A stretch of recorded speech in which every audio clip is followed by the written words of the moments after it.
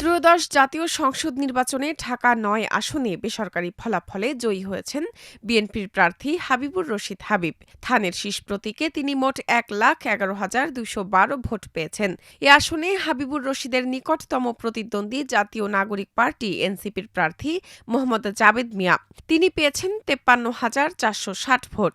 আর এ আসনের স্বতন্ত্র প্রার্থী সাবেক এনসিপি নেত্রী তাসনিম জারা ফুটবল প্রতীকে পেয়েছেন ৪৪,৬৮৪ ভোট। বাংলাদেশ কমিউনিস্ট পার্টি জাবেদ মিয়ার তুলনায় ৫৭,৭৫২ ভোট, তাসনিম জারার তুলনায় ৬৬,৫২৮ ভোট বেশি পেয়ে বিজয়ী হলেন হাবিবুর রশিদ।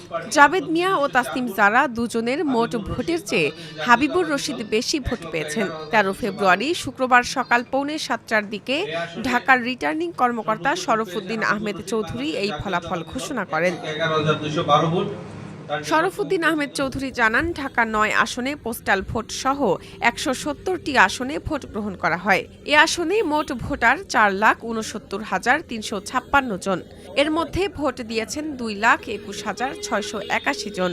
ভোট বাতিল হয়েছে ৩,৯৯৩টি। সেই হিসাবে বৈধ ভোট ২,১৭,৬৮৮টি। এ আসনে অন্য প্রার্থীদের মধ্যে ইসলামী আন্দোলন বাংলাদেশের শাহ ইফতেখার আহসান হাতপাখা প্রতীকে ৫,৮২৭ ভোট পেয়েছেন। লাঙ্গল প্রতীকে জাতীয় পার্টির প্রার্থী কাজী আবুল খায়ের পেয়েছেন ১,২০২ ভোট।